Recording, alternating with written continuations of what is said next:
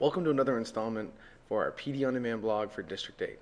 I'm Philip Sweezy and I'm going to be walking you through Dropboxes and their views for virtual schools. So let's get started. Okay, so we're on River Valley Middle School's page right now, and the first place we want to go to is My Classes. Okay, now we're going to use Mrs. Terrio as an example, and we're going to go into her subject page, one of her subject pages, and get to the Dropbox through there, because that's where the Dropboxes are on River Valley's site. So once we're on the subject page, we can see the Dropbox is the first thing on the top of that list of document libraries. Let's click on that. Now that we're in the Dropbox, we can see over here on the far right that the current view is set to My Dropbox. We want to make sure that we can change this so that teachers can view all of the documents that students place in there. So in order to do that, we just go over here where it says View, click on My Dropbox, and select Create View. Now you'll get a set of options that come up, and we're going to click on Standard View from one of the formats. Okay. Now, from here, we want to create the view name. And we're going to title this Teacher View All. Now, we don't need to make this the default view. We only want the teacher to see this. And in fact, each teacher has to individually go in themselves and set up this view for themselves personally. Your tech mentor or technician can't go in and do this unless they were to do it on your computer using your user account.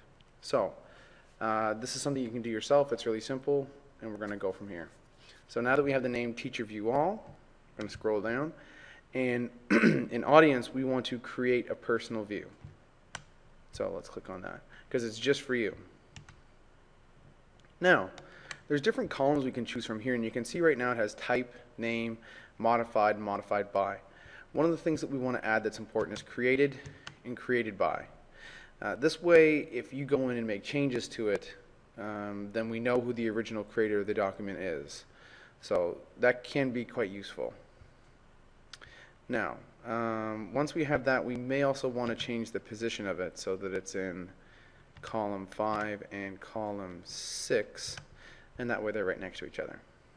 Okay? In the sort area, we don't really need anything. That's completely fine.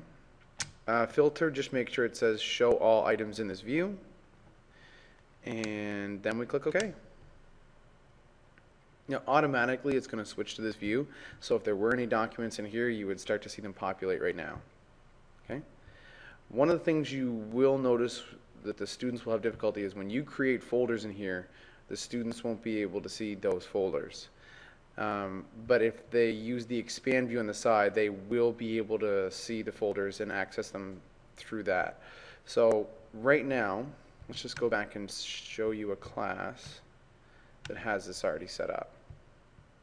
We'll use Mr. Graham. There he is. So Mr. Graham's class, you can see right now there's a different view here. So next to English there's a plus symbol. So we can click on that, and right next to Dropbox there's a plus symbol there. And let's click on that. You'll see 6 Arsenault and 6 Graham. So we know that Mr. Graham teaches Arsenault and Graham English.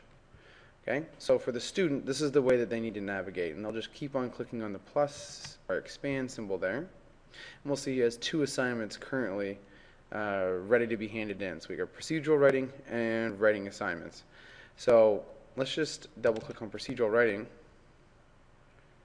and as you can see right now there's nothing in here under My Dropbox, but if I go and select Teacher View,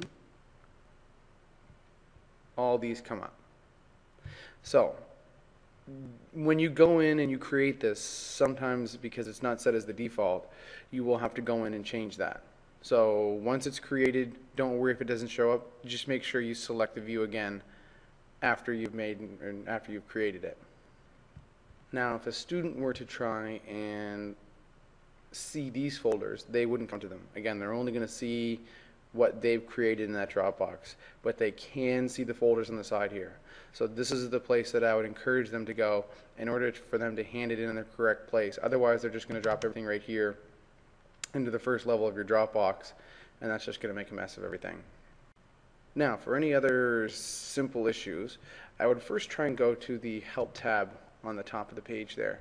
When you click on that, it's going to take you to a few different documents that have been designed for students, teachers, and admin to work with a virtual school. So you can see we have students logging in at home, students requesting access, what I just went over with the Dropbox, it's all in here, as well as saving notebook files to your netbook. So if you have any questions, don't hesitate to ask your tech mentor, but try and go into the help section first because it may have the answer for you before you have to wait around for a response. Okay, so that's it for Dropbox View. If you do have any questions, do not hesitate to email your tech mentor. I'm philip.sweezy@nbed.nb.ca.